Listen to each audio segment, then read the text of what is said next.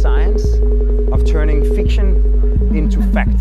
Sometimes kind of real architectural life interferes with intellectual architectural life. There is no such thing as architecture. Hello everyone, this is Vikram Prakash and you are listening to Architecture Talk. Each episode we try and have a conversation with a contemporary thinker to advance the frontier of architectural thinking.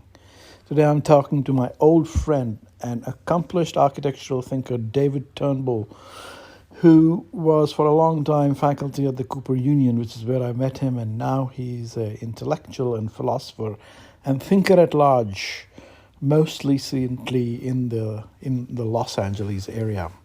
I caught up with him a few weeks ago, and I talked to him about his thinking about ecology, sustainability, and the state of architecture today.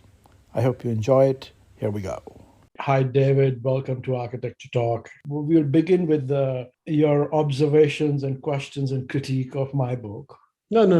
There's no critique. Yes. Well, let's begin there. No, I have no critique. I have it was very nice reading your book. Thank you. There are a couple of things that are in there that I wanted to bring up. Fabulous. But tell me, you've got an event that you're doing next week with Mark and Tony and Partha Mitra and Sunil Khilnani. I don't know if you know those two guys. Partha is a fantastic art historian, and Sunil Khilnani is a historian, and he wrote a book called The Idea of India, which is a modernist Nehruvian kind of conception of idea, which became a national bestseller. And it was sold on the railway platforms for a long time.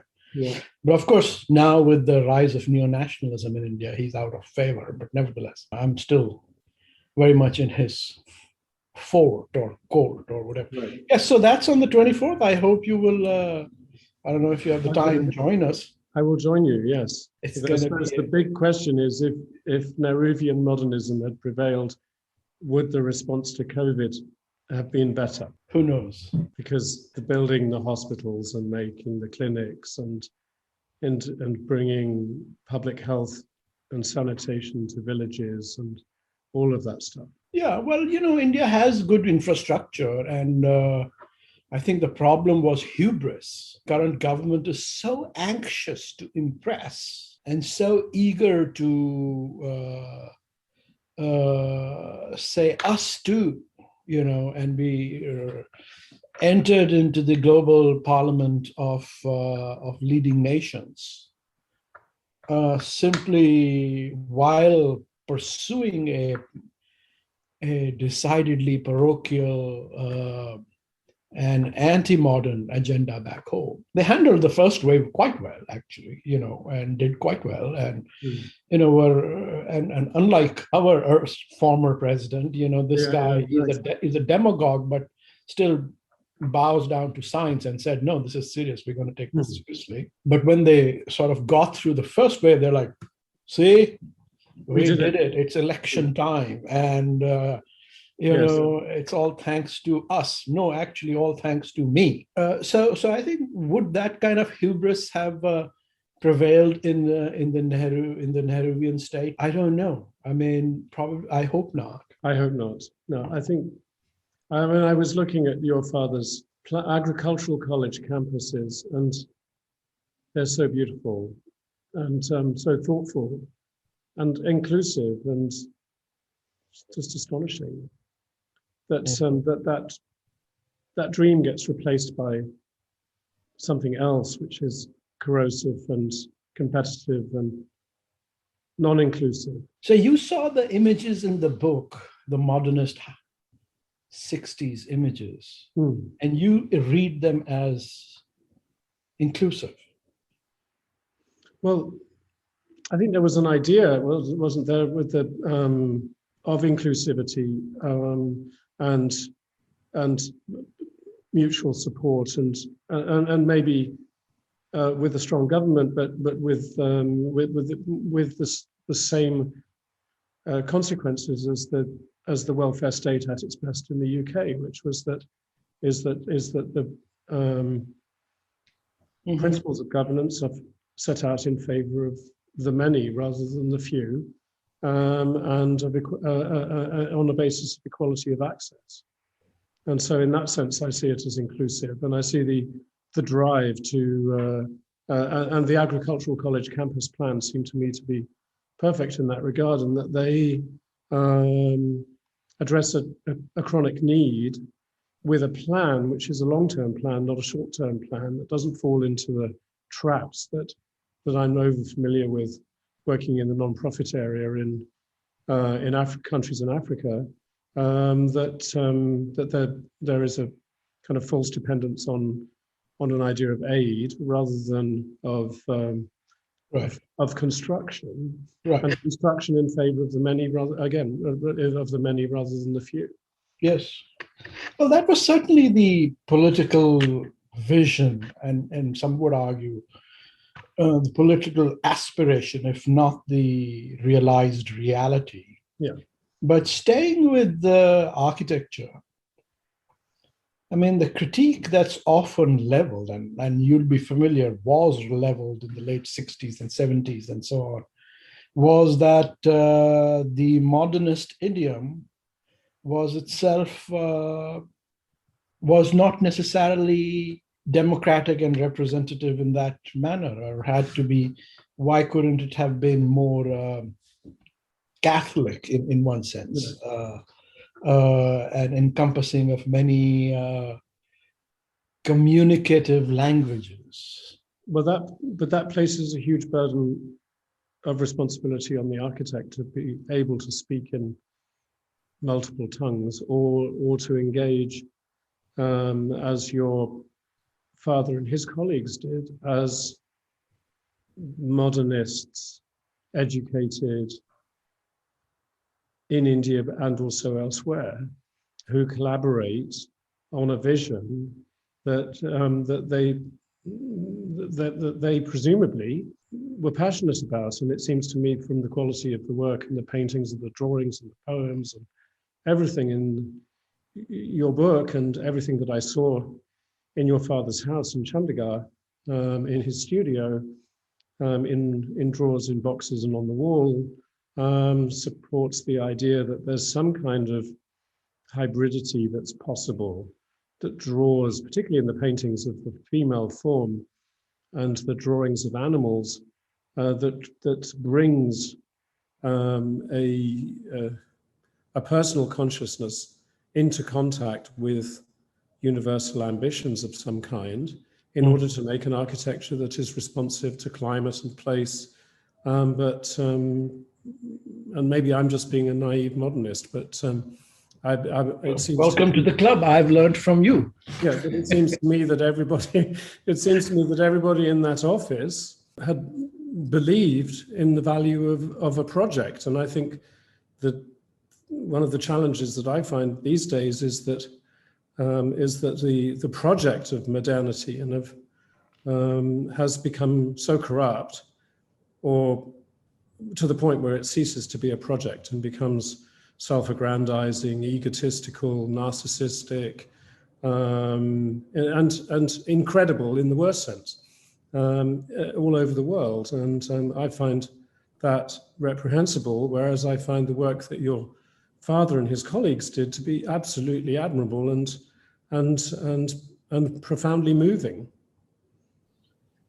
Thank you. Yeah, I mean, two questions that occur to me is, but first let me dig a little deep into what you said. What do you mean by the project of modernity today? You're talking about sort of star-architecture, or are you talking about the sort of new totalitarianisms around the world? Well, I'm not. It's not. I don't think it's a matter of either or. I don't know. I've been reading Guy Debord again recently, partly because I have to write a short essay, very short, 800 words for the Biennale, and so I'm doing a project for a site in London. My work's going to be in a show which is 12 cities, 12 architects, 12 drawings. The exhibition's called Conceiving the Plan, and it's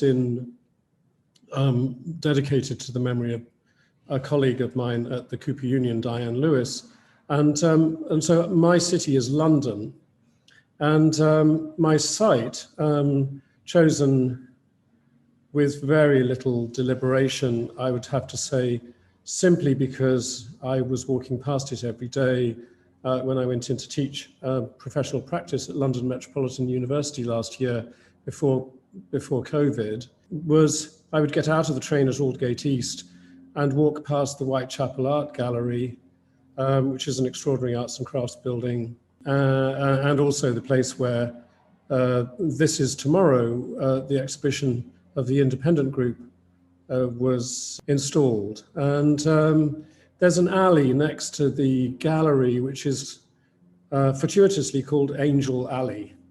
And in Angel Alley, and I'm, as you might know, quite fond of angels, as were some of my dearest friends in New York City. Angel Alley is also the home, not just of the Whitechapel Art Gallery's edition by Alan Colquhoun and John Miller and Richard Brearley from Colquhoun and Miller, but also it is the home of the Freedom Press. Freedom Press, established as an anarchist press in London at the end of the 19th century, and moved into East London, set up its press and its outlet in Angel Alley off the Whitechapel High Street at number, I think it's 84B Whitechapel High Street, and it's important that it's a B, and it's important that it's in Angel Alley, and in my mind, it's very important that it's next to the side entrance to the Whitechapel, with its legacy of radical art exhibitions from its inception, really, but also specifically This Is Tomorrow, which it seems to me was one of those canonical moments in the history of late modern architecture, actually, and followed a whole series of changes that were happening in architectural education, or anticipated them, and it was instrumental in providing the future that allowed me, as a grammar school boy, to go to architecture school and ultimately get involved. Is your project about the future that's here? Well, the project is about the future that's here now. Yeah. This is tomorrow, in a sense, or rather, this is today. Yeah. But also about ideas of freedom, creative freedom. What Colin Ward, who wrote for the anarchist press in London and was instrumental as a member of the editorial board of Freedom magazine, I believe. He and people like Patrick Geddes, imagined a future which would be built around what Colin Ward called the politics of propinquity, collaboration, cooperation, and shared values. And I see that as now increasingly as an important period for me when I was growing up. That the atmosphere of the period was such that I was born in 1958, and so lived through as a very young child through the 60s, and then as a student in the 70s. And so for me, there was a sense of hope, Right. And education in the UK was free for my generation uniquely. Yeah. It was and there was something there's something that's happened since, which is that sense of openness and a kind of flat society as well, non-hierarchical, It's gone. has gone completely. Yeah. And in Britain has been replaced by something which resembles the late 19th century more closely, without the social ambition. And across. And this is what you're calling the new modernity of today? I mean, to bring it back? That's the most problematic side of the modernity of the present, which I think needs to be attacked, if anything, in order to undo. And in fact, I would say the generation of students that we are teaching now, and my daughter, who's 19, would certainly believe this, that they have no time for the society of the spectacle at its most debased and corrupt, as we see in a lot of the more extravagant architecture with its fascination with iconicity, that has so successfully displaced the ambitions of the early modern period that I find it quite extraordinary that. So you're making a kind of an argument about, in a sense, the restraint, accompanying rigor of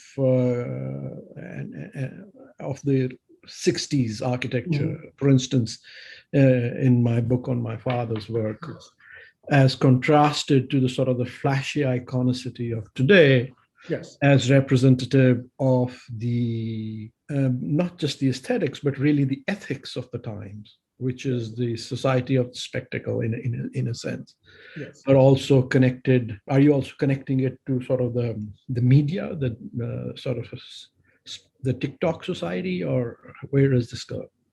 Well, I think that that's part of it. I have been struggling with how to embrace an architectural milieu, which I see certainly in my work that I've been doing with friends in Turkey, where there is the architectural education has, without wanting to be too controversial, it seems to me that it's embraced social media to the point that the design follows Pinterest rather than thoughtful scholarship. That there is an obsession with the image that predicted by people like Debord in the late 50s, early 60s, that means that images without attribution float into the design process in commercial offices in such a way that all of those old-fashioned values to do with tectonic integrity, to do with climate responsiveness, compositional clarity, and so on, have been replaced by cut and paste and a kind of assemblage of pictures rather than the construction of Ideas, real, authentic, meaningful places. And I find that maybe I'm jaded, but I see that as being a more general symptom of cultural exchanges that have accelerated to the point where the authorship of the image is no longer of consequence.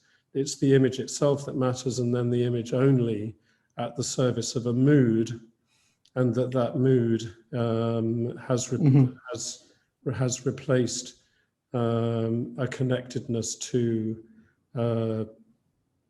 atmospheres and things that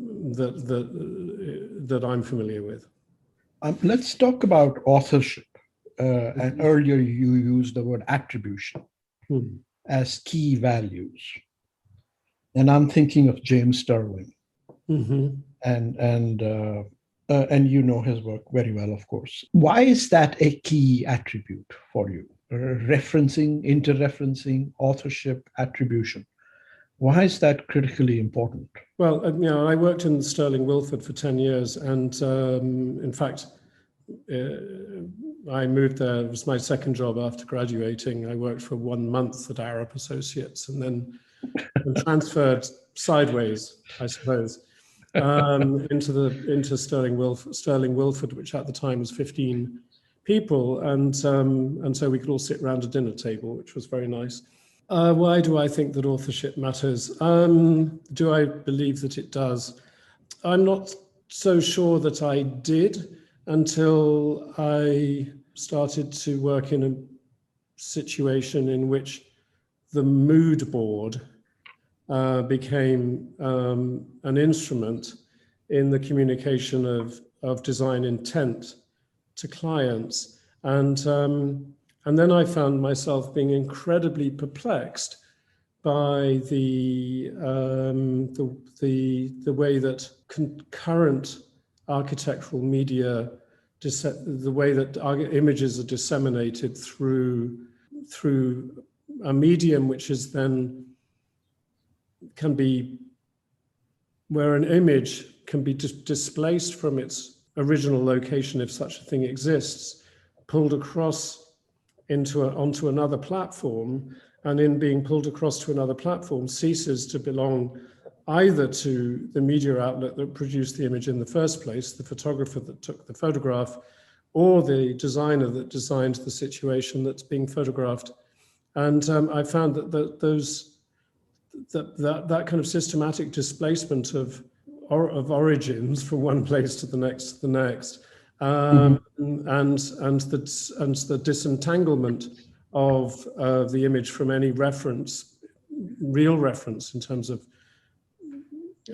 temperature, humidity, light quality, the specificity of the circumstances in which the original place was made, in order that it can be put forward as an indicator of a desired mood, where mood alone mattered. I found that very, very frustrating and difficult, and also meant that the designers involved didn't have to think about why buy the image.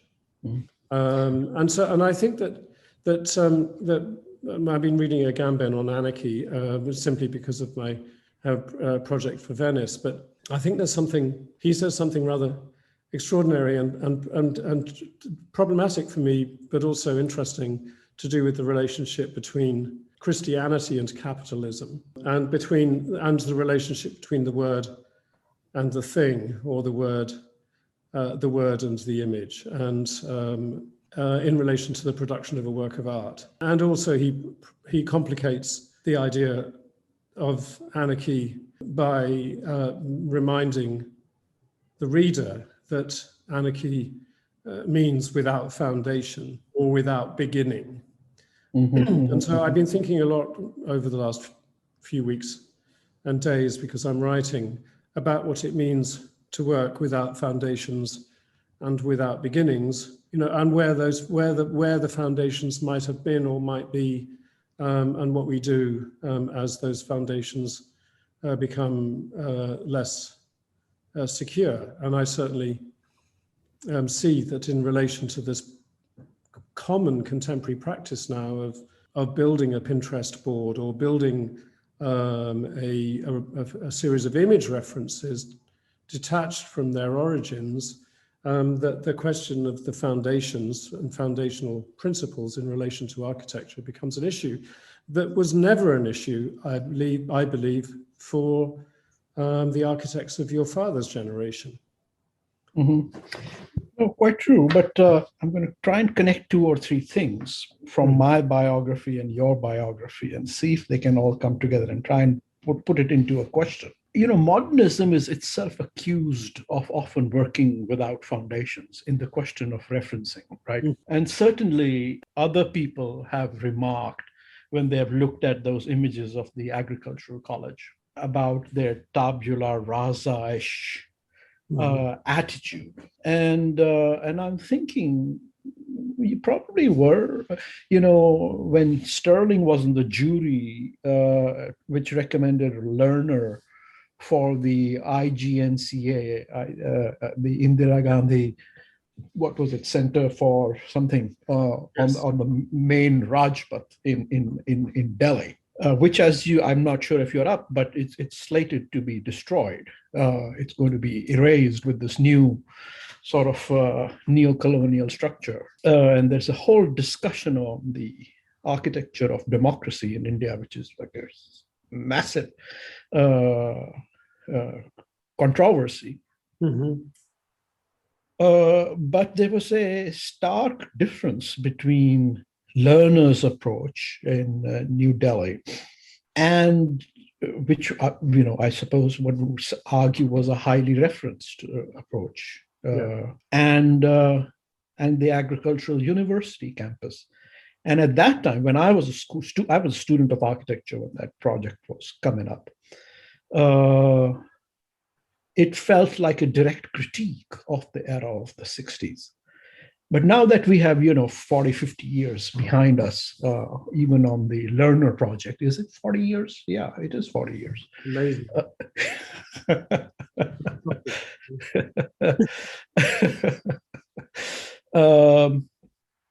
How? Would Sterling have liked the agriculture college campus? Oh, goodness me, how can we say? But if I compare your father's agricultural college to Sterling's thesis at Liverpool University, and then believe, as I do, that the motivation for making that thesis was a deep admiration for specific moments in the history of the heroic period of modern architecture, as the Smithsons called it, that I believe that he would have loved the agricultural college, particularly all of the geometrical games of linear buildings offset against diagonally displaced objects, circles against chopped off circles, positioned in relation to long bars with a lot of surface articulation, balconies pulled in and out, and responses to orientation, which lead to astonishing chiaroscuro effects, light and dark, and that there were moments in my time in the office in Gloucester Place and also on Fitzroy Square that where a series of explorations had maybe run its course, and where there was a period of reflection, and which would lead to a reassessment of the work of the past, and then to allow us to go backwards in order to go forwards. And one particular moment for me, which doesn't relate explicitly to your question, but is obliquely related, was when the competition for the big library in Paris, Mitterrand's library, had been submitted, and the winner was announced, and it sent a shockwave through the Sterling Wilford office, because Dominique Perrault's building obviously was so completely at odds with everything that the scheme produced by Sterling Wilford represented. Where the Library of France as a singular composition with 4 towers around a piece of native woodland displaced from another part of France and brought into the center of a courtyard with the extraordinary L-shaped towers marking each corner in a robust and monumental composition, compared to Sterling's project, which was a distribution of elements, geodesic domes, as a quotation of a library by Boulez, so a library within a library, a series of pavilions, each of which had a specific geometrical scheme of superimposed solids, which are then related to a parterre garden stepping down to the Seine. That assemblage of discrete objects arranged in a more or less rigorous but also picturesque manner in favor of the reader and of the pleasure of being in a specific place at a specific time, in contrast to Perrault's project, which I've worked in. And the contrast is stark. Right. The status of the reader and their book in Perrault's library is radically different from the reader's relationship with a book in Sterling's proposition. But at the same time, we all realized that the world had changed. And so the projects that I was working on at the time, Tokyo International Forum, with Obayashi in Tokyo, the Kyoto Railway Station, a project in Seville in southern Spain. We used the failure, in a way, of the Library of France competition entry as a provocation to recuperate the energy and tectonics of Cambridge, Leicester, and Oxford. How did you rechange? What was the new response? Well, to return to assembling objects in a way that was more like, well, hopefully, in a sense, more like Leicester or Cambridge history faculty library, and less actually less to do with assembling citations and quotations, to go back to your original question, and more to do with looking back at Sterling and saying, okay, well, then maybe there's some internal logic that can be worked with that would lead us somewhere new, but that was in a way less decorative, less dependent on historical types, more speculative, and it was a very refreshing moment, actually, that in the office, that the office divided into those the people who were working on number one poultry and some other projects in the UK, which were explicitly drawing on references to the work in Stuttgart and the period of the museums, and then another group of people in the office whose work was explicitly referencing Cambridge history faculty, Leicester Engineering Building, and the very discredited Florey Building in Oxford. And my interests were clearly in that area.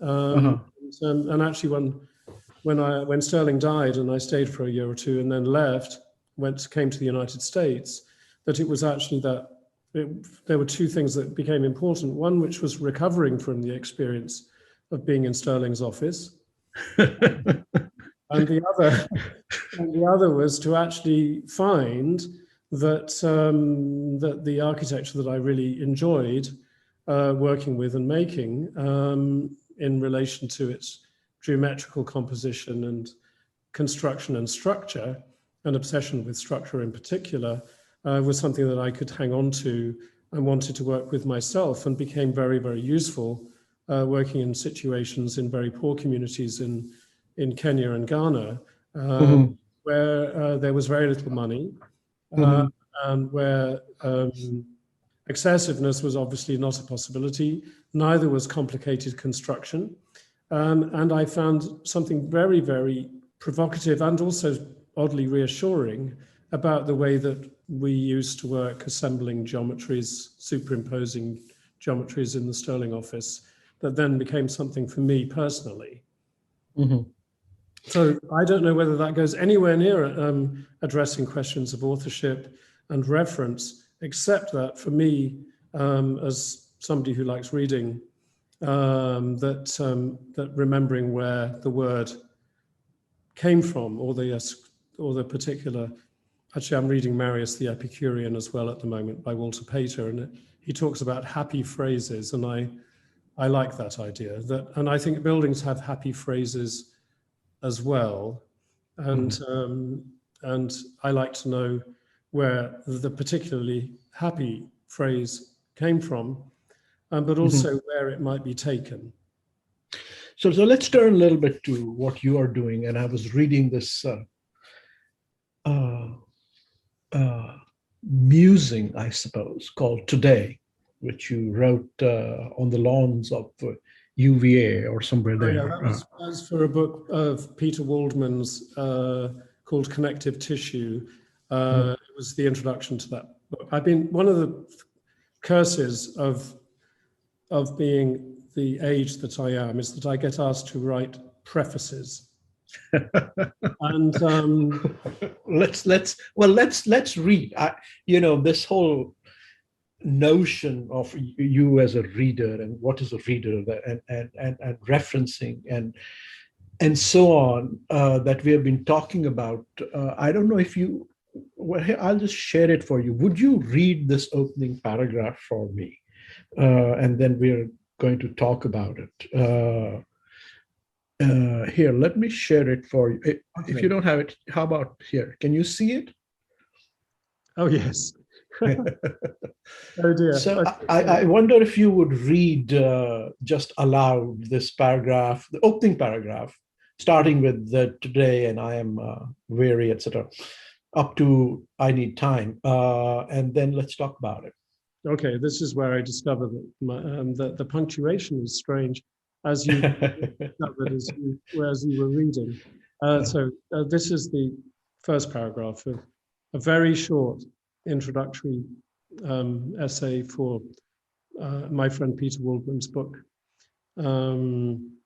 Today, I am weary of wandering and have decided to stay in Charlottesville, Virginia for the winter to read and write.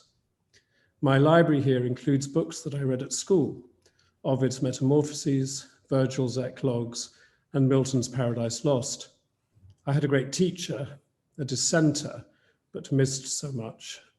Of course, I've read Chatterton's African Eclogues from 1769, Wordsworth's poems, 1815, and Coleridge's extraordinary Kubla Khan, that was finally published in 1816 after 18 years of rumors.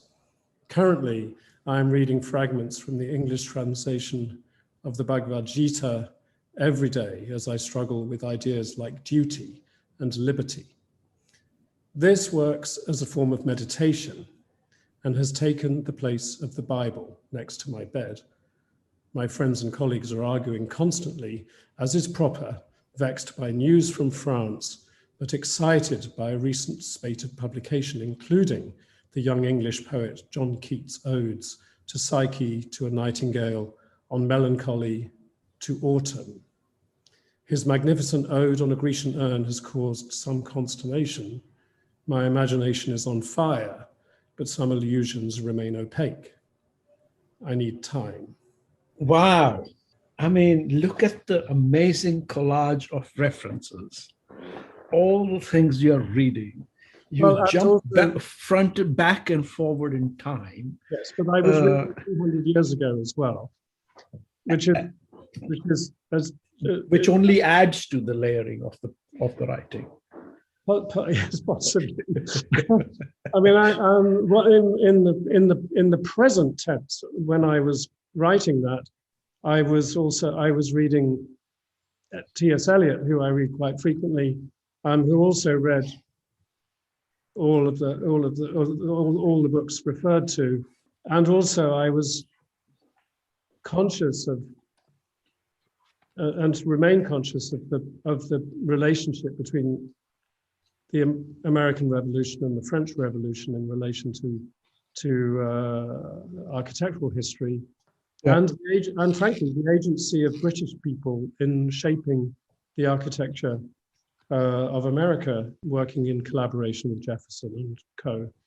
And so I see why you've asked me to read that, because its breadth, but also oddly its narrowness, that it connects specifically to a tradition of English reading and writing that actually started for me as a child when I realized that the tiny village that I grew up in on the south coast of England was where T.S. Eliot spent his summers in the period of the closing stages of World War I, and wrote privately in his letters about experiences that he'd had in the pub in the village that was still there when I was a child, and with the fishing community that was still alive, not the same people obviously, but the community was alive when I was a child, and then was systematically replaced by tourists and trippers and others who displaced the agricultural and aquacultural economic base of the village. And I suppose this is why I have a particular relationship with that agricultural college project of your father's. It's because I grew up in an agricultural community. I didn't know that. on an estuary where, at the time of the Claudian occupation of England, of Britain, that the Romans cultivated oysters in the shallow waters of the estuaries around where I grew up. And when I was a child, if I was swimming or in a small boat and capsized, that I would end up standing on Roman oyster beds or the middens of, oyster shell that had been disposed of at the time of the Roman occupation of the southern part of England. And that, in combination with the fact that I grew up not literally on a farm, but in a farming community on the water, that was being systematically transformed through my childhood and early teens by big companies like IBM arriving and setting up shop on the south coast of England and completely altering the logic of life itself, that the way that people made money, what they did, kind of people I was surrounded by, the people I was at school with, it changed. And I think about that a lot. And when I went to Chandigarh and to see you and to participate in a workshop at the College of Architecture with your students, I found it profoundly moving that there was an idea about the future that was complicatedly self-evident in the enormous, the superblock plan, but also in the way that informal settlements and informal patterns of occupation were beginning to displace or interfere with or could become combined with the patterns that were put in place by the Nehruvian project, contact with tradition and with pre-existing cultural habits, that it was in that collision somehow made sense to me in relation to my own experience, that the village church where I grew up is in the Bayeux tapestry. There's a drawing of it in the Bayeux tapestry with Harold King praying before going to meet William the Conqueror at the battle in Hastings, and in 1066. And there's a sense for me that there are these incredibly important deep continuities in the history of architecture, which I consistently feel the need to draw back into my experience of the present. And that's why, when I was writing that piece for Peter, that to position myself 200 years ago in order to start writing and to imagine what I might have been reading then and hearing in the news from France, and thinking of as I was sitting in America, that I was actually sitting in America in the present day, actually reading the books that would have been read by that version of myself that lived 200 years prior, and that the reason that I was reading them was not because of being hundreds of years old, but rather because I was introduced into a way of thinking about architecture and design, reading and writing by people who had been inspired by, like Sandy Wilson, for instance, who had a decisive impact on me as a student, not because I was taught by him, but because he was reflecting on issues of tradition, reference, authority, reading Eliot, and presenting an alternative tradition of modern architecture that I believe is sufficiently rich and complex, and that I see evidence of in the work of the Indian architects, specifically in Chandigarh and elsewhere, where ideas, where that the problem of language, is this something which we could identify as specifically Corbusian? I would say no. I would say you could identify it as something in which there are some graphical and compositional habits, perhaps, that persist, but they maybe persist for a reason. I found your father's drawings of the modular completely captivating in that sense. Really? In that having to draw the modular, explain it in hand drawings for the benefit of making a presentation to others about proportional principles, and then developing a way of thinking about modularity, scale, proportion, the relations to the body, that was nuanced in relation to Brick.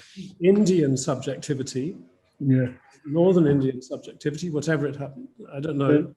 That slow process of translation seems to me to be incredibly important, and does two things. One of which is that it values the origins of the way of thinking, but also translation constructs another reality.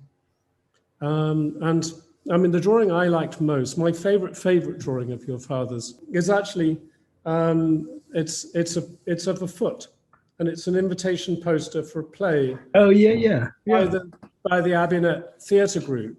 Yeah. And it's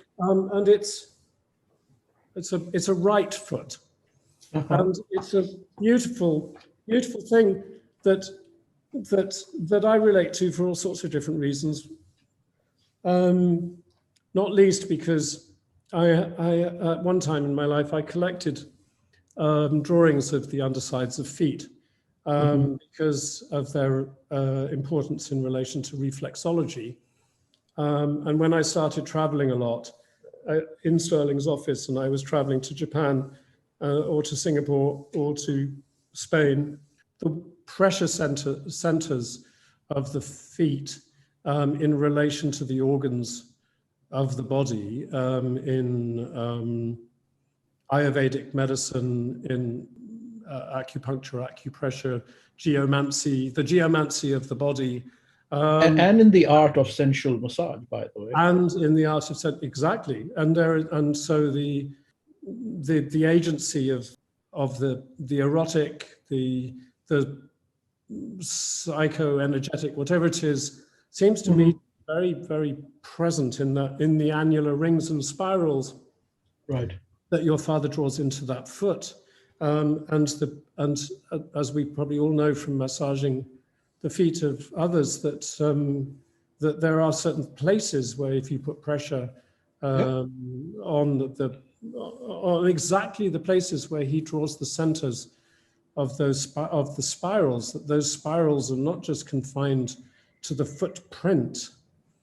Those spirals extend outwards and outwards beyond the foot to other organs in the body, and ultimately to the environment that we are surrounded by, and then into the larger world. And I think there's something really fantastic about that drawing, because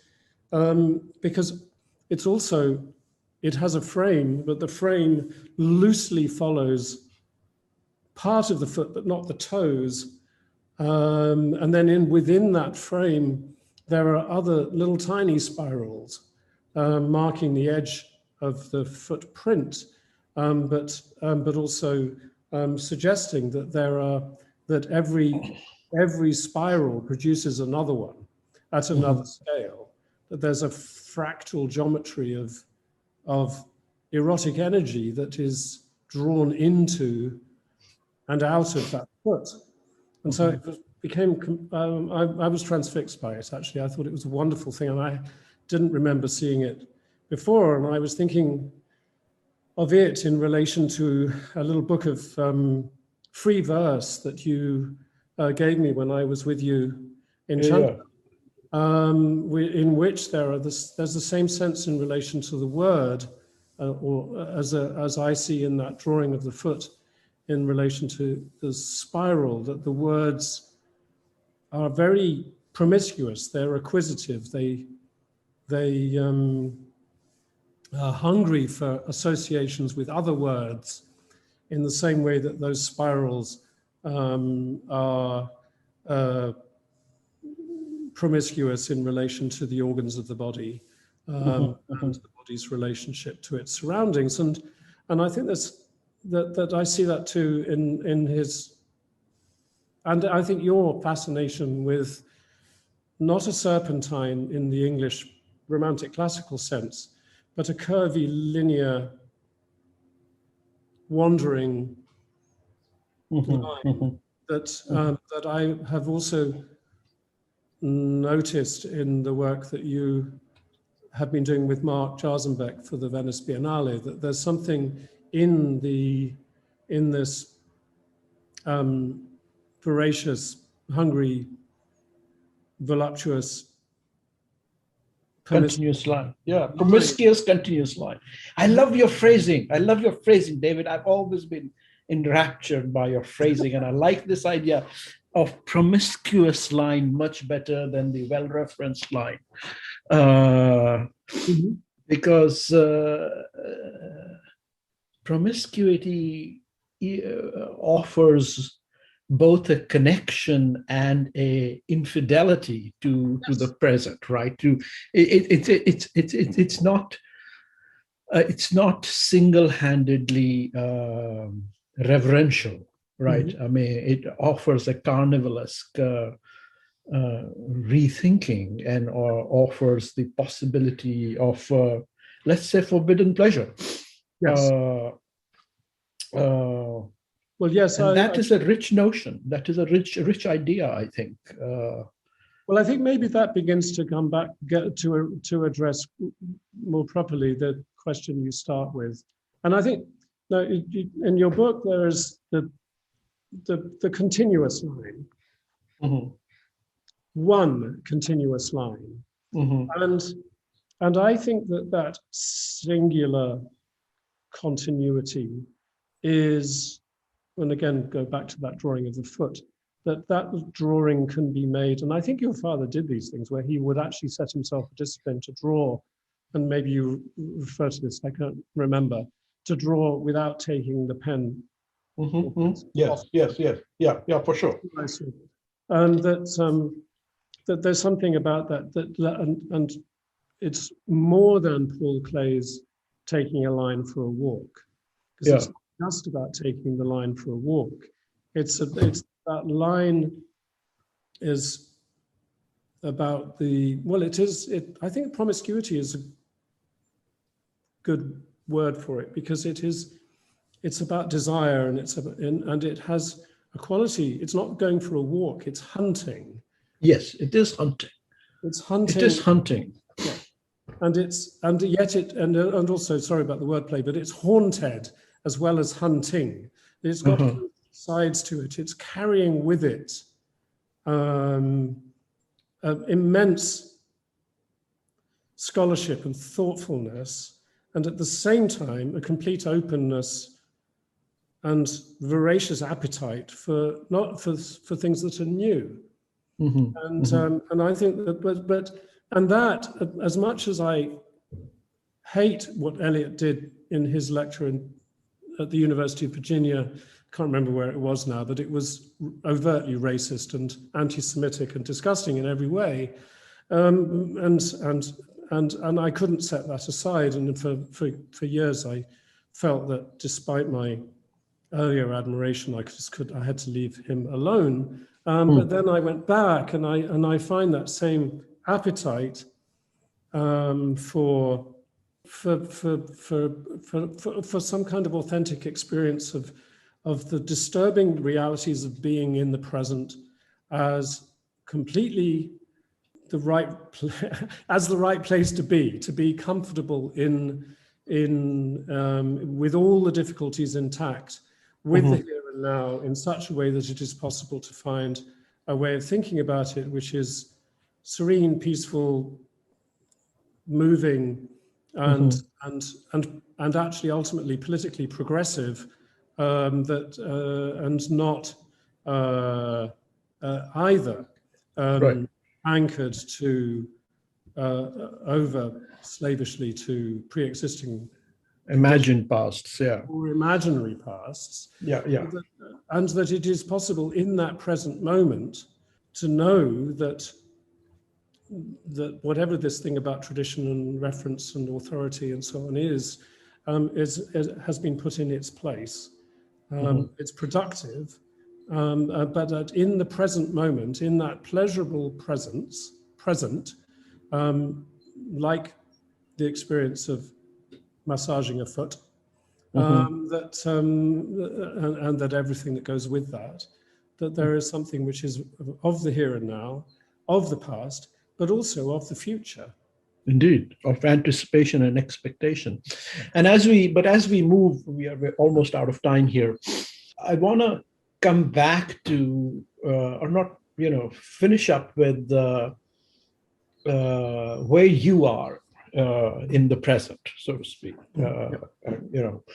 You talked about struggling with ideas like duty and liberty in this text, while quoting the Gita.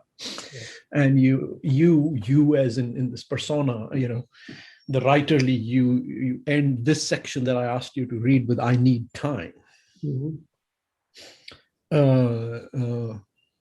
And later on, I think you also go on to quote Thoreau and him at Walden Pond and all the things he's reading, and sort of a kind of a Buddhism and this and that. And he practiced yoga. And he practiced yoga. I did not know that he did yoga, but I knew he read, or I didn't know he actually did yoga. What are you up to?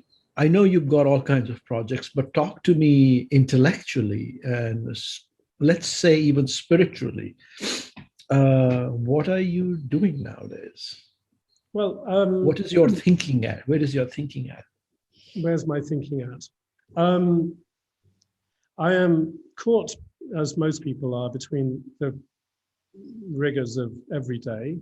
I've just moved to California, but I'm still busy in Europe. I have 2 projects for the Biennale. One, the 12 drawings that I'm making for an exhibition in October, but also, and I think this is where your book, your thinking, and your continuous line clearly intersects with mine, is that I have been, over the last decade and a bit, been doing a lot of work with building rainwater harvesting schools in disadvantaged or remote communities in parts of Africa with no access to water, no infrastructure, poor educational resources, and so on. And I've over the last few years, I've been doing a number of things associated with that. One is that 4.5 years ago, I decided to write something about architecture, or my feelings about architecture, every day, and to post that thought, whatever it was, online. And just because it was there, I used Facebook. But the real issue for me was to have a meditative practice, which involved spending a small amount of time each morning thinking about where I was, and also, if possible, walking to see wherever I was in the world, to see a building that I have been interested in the past or would like to be interested in, and to photograph it, post a photograph and write a few words. And I've done that rigorously every day now for 4.5 years, which has accumulated a huge archive of images and texts. Actually, I will declare now that little essay from Peter Waldman was actually a collage from short texts that I'd written by walking around and being in Charlottesville and sitting on the campus and thinking about things that were going on, not least tragic events in Charlottesville, Virginia, a few years ago that ultimately led to Black Lives Matter. Right. In the world. And so I've been thinking and being there quite regularly and thinking about that a lot. So and that piece it started as a collage and then got rewritten. So there's a line which is concerned with my wandering in various parts of the world, notably London, Paris, Istanbul, Charlottesville, Virginia, and the places which were the loci of my life over that 4-year period. I've been building, and this one school was named the greenest school on earth by US Green Building Council. But the idea of using minimal resources and building very inexpensively became a preoccupation for me, as did another kind of line, which leads from the earth into the sky and then back down to the earth. And as it is drawn,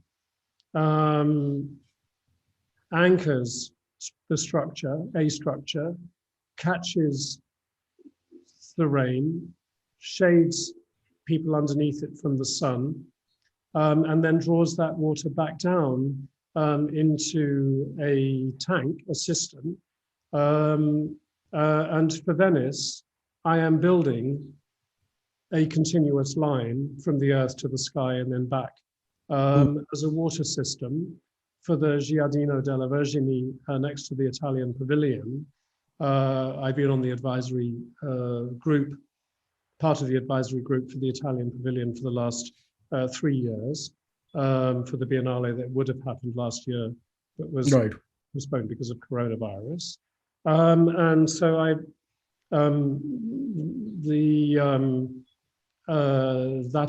installing hopefully 3 lines in the garden in early September in time for the film festival, and then 12 drawings in October, which will lead to a symposium, which is called Conceiving the Plan, which will take place in middle of October, I believe.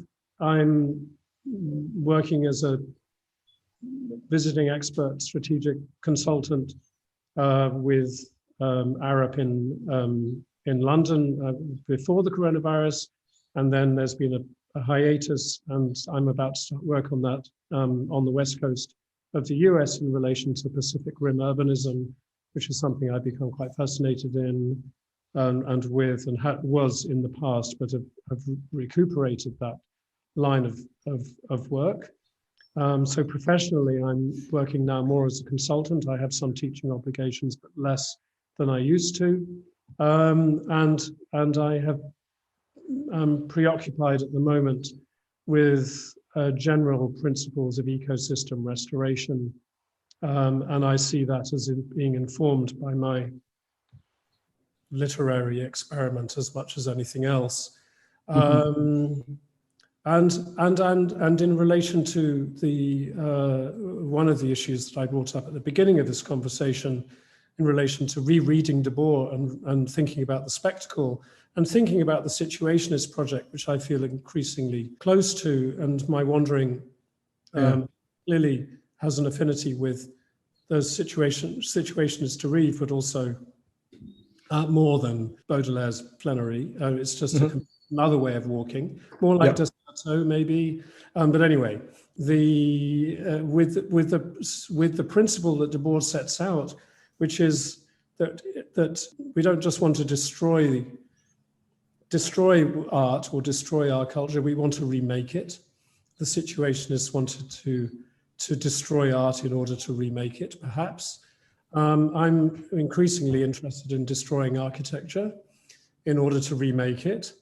And I think that, and thinking back over my teaching career, particularly at the Cooper Union, where you and I would often meet for final reviews for thesis, is that I think that there is and was and always has been a very contrarian sensibility to the way that I think about things, and that is, and one that's based on a principle that perhaps in order to make something anew, you have to break up what is before. And I believe that that's what your father's generation thought about too. I hope that I'm right there, that there was something to be destroyed in order to be remade, and in remaking the present in favor of the future, all sorts of new opportunities arise. And so I'm in, if you asked from a spiritual standpoint, I would say that I am as pantheistic as I have ever been. I have found that breathing has become rather important. Yes. And my breathing practice is informed by reading the Upanishads and other expert guides to breathing, and to understanding the agency of breath as a vital force, without which we would not be alive, but also that sometimes, and I realized this when I was 5 years ago, I would frequently forget to breathe in the same way that I would often be so busy I would forget to eat. And so my spiritual practice at the moment is consisting of breathing and eating, and in a proper way at regular times of day, in order to be able to think more clearly. And I've also found that for me, walking, literally and metaphorically, has been profoundly important in terms of clarifying objectives, and developing a kind of reflexive practice that is based on all of those thoughts that we've been discussing, to do with connection and respect. And in that sense, I suppose the question of duty, which I think you pointed to, which I hope I'm quoting. Duty and liberty. I hope quoting myself correctly. Duty, that the one that there is a duty to consistently believe in a principle of freedom, and that liberty and, or rather, so let's think of that again, that liberty and duty are not contradictory, that there is a duty of care to oneself and to others that involves maintaining a principle of freedom, creative freedom, and providing the resources that allow that freedom to be realized.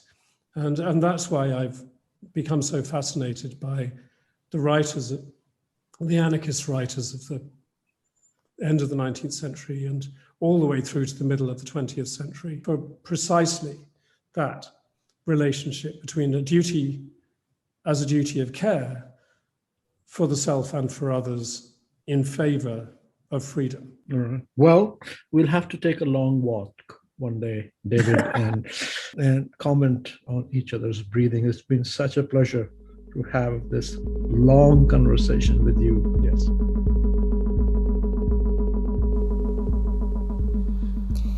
Thank you for listening to Architecture Talk.